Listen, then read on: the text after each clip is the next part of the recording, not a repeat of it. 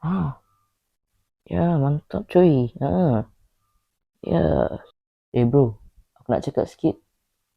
Aku tak ada niat nak menghukum, tapi macam ni lah. Engkau dah 3 hari tu tinggal solat subuh berjemaah. Abang subuh dah bersuara. Baguslah kau tegur aku. Tapi kan Amir, kau dah lupa time kita tingkatan 5 tu. Kita pun puasa sama-sama. Lepas tu kan, masa time tu tutup, kau minta air juga kat Cikgu Zainab. Air sejuk. Tu zaman jahiliah bro. Aku pun tengah usaha.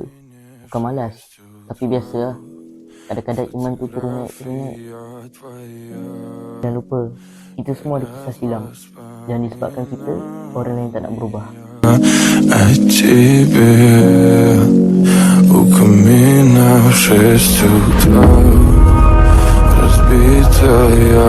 Ayat deep apa kau bagi kat aku ni? Tak ada lah. Aku cuma nak ingatkan supaya kita rasa diri kita tu perfect sangat.